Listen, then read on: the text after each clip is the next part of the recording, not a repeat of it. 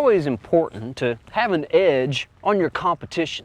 And sometimes out in the garden, it's important that we have an edge, and especially when it comes to keeping warm season turf grass out of our beds and gardens. Things like Bermuda grass. You can see here that we definitely need some sort of barrier to keep it out of our beds. Bermuda grass has two methods of spreading. It's got these stolons or above ground stems like we see here, and I've washed the soil away from the below ground parts. You can see these white portions of the Bermuda grass. Those are the below ground stems or rhizomes. So we need to have some sort of barrier to take into account the above ground activity and the below ground activity to keep some of these grasses out of our beds. Not only Bermuda grass, but zoysia grass also will creep in that way. Buffalo grass has the above ground stolons, doesn't have the below ground rhizomes, but it can spread as well. The types of materials we use for edging not only keeps the grass out of our beds and borders, but edges also help to define areas, sort of separate areas in the garden. You can see we've used some blue Hackett stone here to separate our pathway from this bed that we've got here on my left. Now, if we look back this way, you can see that we've used some metal edging here to separate the Bermuda grass from our pathway. If we didn't have that edge there, we'd be getting little sprigs of Bermuda popping up all out in here, and it would just be really hard to control. Over here on the other side of this grass pathway, we've got some of the traditional or typical plastic edging, and you can see we've got this buried quite deep. This is about a 5-inch broad piece of edging. The way I like to use the plastic edgings is to put them in the ground all the way up to this round crest or top part of the edging, and then we just use our weed eater to come by about every week or so and keep that Bermuda grass cut back so those rascally above ground stolons don't jump the fence and get over in there and start growing. Well, there are several different types of materials and a few methods that we can use to give us an edge or provide edging in the garden, and I'd just like to show you some of the different materials that are available, and several of them have advantages and disadvantages. We have the stuff that is more durable than other stuff, and just quite a range in the quality of materials. This is a type of plastic edging. It's a pound in type of edging, meaning that you pound it in with a hammer or a mallet, and it comes in these little sections that you just slide together. And it's pretty lightweight, so I don't know that it's going to last a long time out in the garden, but it is a material that is available to us. But you can see it comes in pretty good size sheets, and just line that up across the garden, pound in that edging. Another type of pound in edging we have right here, it's also a plastic, not a highly durable material. You can see it's pretty thin. It's got the decoration on one side and knot on the other. It's got the little teeth to pound it in, and it does also hook together with these rods that you put in place. And again, just pound this in the ground to provide an edging to separate your turf from your beds. Now right over here we've got probably the best of the pound in edging. This is the one that I like the best. It's a heavier plastic. It's a little bit more durable. You can see that it's actually sharp along the entire bottom part of the edging.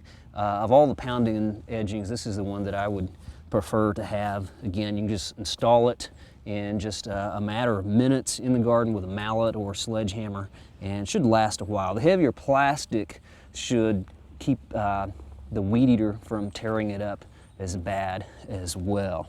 But this one's called Emerald Edge, and again, probably the best of the pound in edgings. Well, while we're still on plastic edging, I just want to show you some of the plastic types of edgings. This is the one that we use occasionally here at our studio garden. It's the one we've got around our butterfly garden over here, and works pretty good, I would say. This is a material that comes in rolls. You can see here's a huge roll of the plastic edging. And before you use this, it's a good idea to roll out, just to unroll the entire piece and let it kind of get those kinks out. I like to take it and kind of bend it backwards a little bit, just kind of get that plastic out of that coiling pattern to just kind of help it straighten out a little bit. It's a lot better to start out with a straight piece of edging than try to uncurl it and put it in the ground as you go. It also seems to work better if the weather is warmer. It seems to kind of loosen up and uncoil a little bit better. But this you bury in the ground. It's got these little portions here that you can join different pieces together. Like I mentioned earlier, I like to bury it all the way up to this top portion here so none of those Bermuda rhizomes can get underneath our edging. It does have a little bit of a lip here at the bottom. Once the soil is piled over this, that will help hold it in place, keep it from working its way up, coming up out of the ground as bad. The stakes that you use are just plastic stakes, and we'll just come in and take these and just with a mallet or hammer just drive those through the plastic at an angle and downwards, and it will be below ground once you're finished. So not a bad type of edging for the garden. We've got several pieces of this out here that has been around for about 6 or 8, maybe even some that are 10 years old. Right over here is sort of a step up when it comes to plastic edging. This almost looks like some of the metal edging, but it's a very durable plastic. It's very stiff, as you can see here. More UV resistant even than some of the other plastic edging. It has these little belt loops or little portions like that, little slots where you can use stakes. It comes with these stainless steel stakes. They're a little bit longer than those plastic stakes, pretty much like the metal edging. Just slide that in place and pound it in the ground. And it doesn't have as big of a lip at the bottom to hold it in place, but it is thinner and won't work out of the ground that bad. From plastic, we move over here to fiberglass edging, and this is a pretty good edging as well. You can see it's very thin material, so it's going to be pretty easy to work with. One of the disadvantages would be that it doesn't have any sort of lip or ripple or anything like that to hold it in place. It does have stakes that have sort of a hook up at the top here, so once we get the fiberglass edging in place, we just drive those stakes in the ground to hold it where we want it. Now, on the package it says that this will not fade, but most fiberglass products I'm familiar with do tend to fade a little bit if they've been out in the sun for any extended period of time. Now, I would use gloves. Wear gloves when you're installing the fiberglass edging, because I believe you could get a few fiberglass splinters in your hand, but definitely something to check out, the fiberglass edging. This is a material that I really like. It's by Fiskars, and it is a rubber type of edging. This is actually made out of about 65% of its consistency is recycled automobile tires, but very good material, very durable. It'll hold up pretty well in the garden. You can see it's got these ripples here. Once we put the soil over that, that will help hold it in place, keep it from working up out of the ground, and just I think a great material, very flexible, being rubber, and easy to use in the garden. Again, on a warm day, roll it out and kind of make sure it's straightened before you try to use it. But again, I think a really good material there with the recycled rubber edging.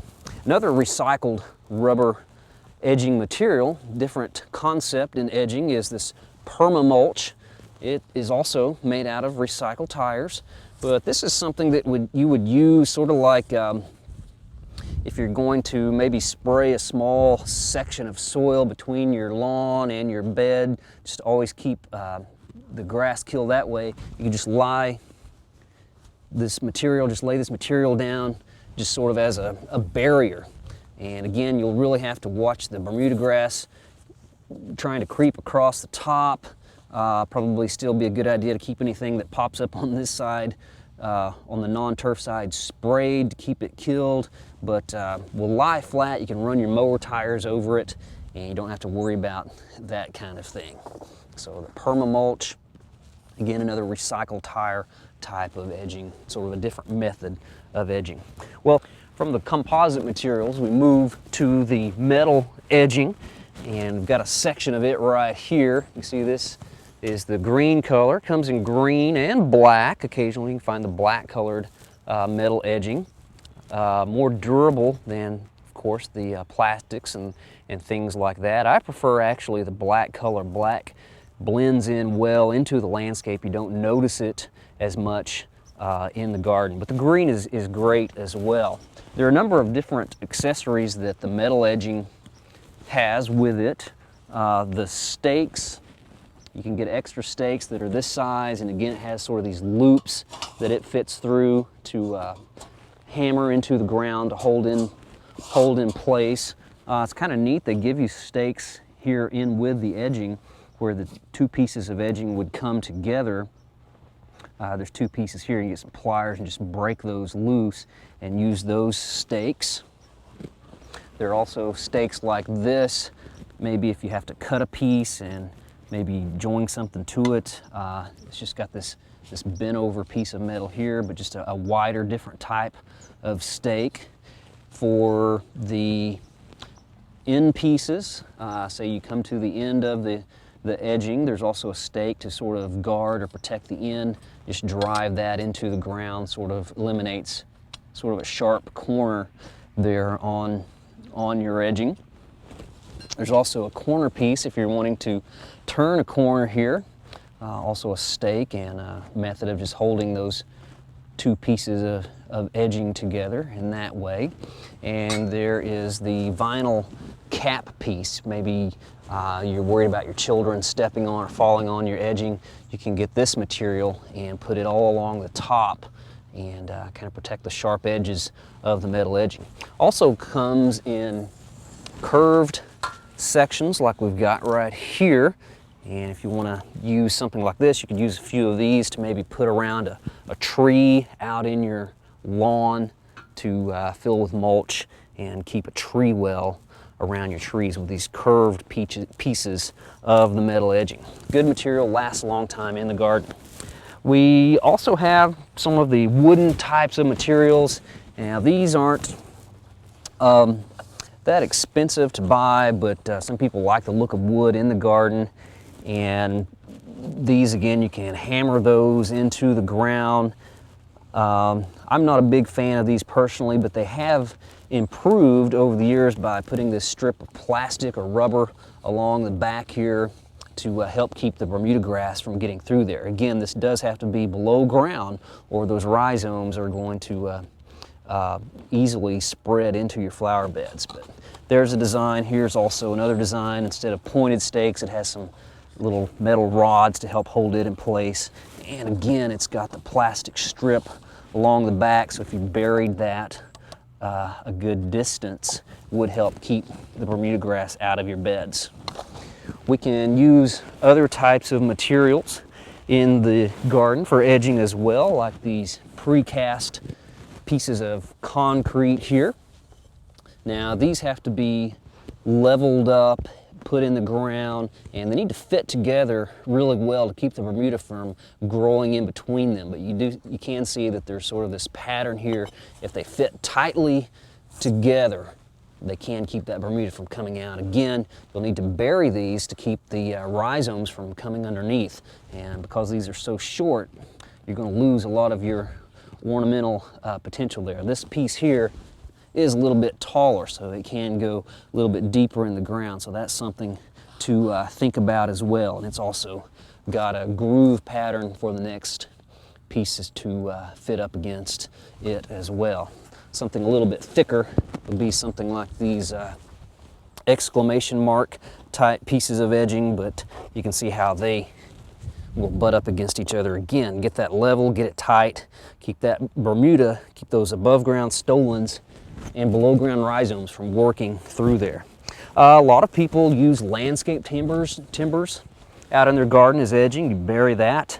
We've got a few beds here at our studio garden where landscape timbers have been used to create an edging or to define a border between maybe a bed and a roadway or something like that. But treated material will last quite a while. Sometimes treated lumber is also used as an edging material in the garden as well.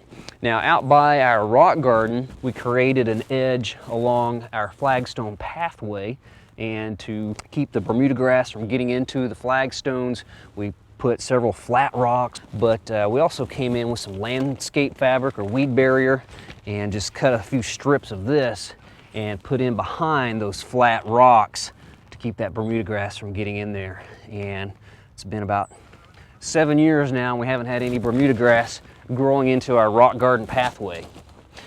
Not only are materials useful for keeping an edge in our gardens, but we can also do different methods. I've got an edger here, or half moon sod cutter, and we could do what's known as the trench edging method.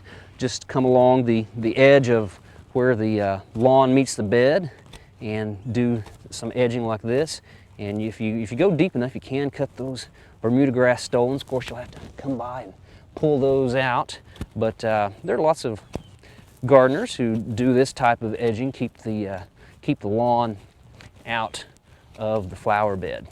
But we need to come in and definitely do some weed control to keep some of this that's already got into our bed out of the way here.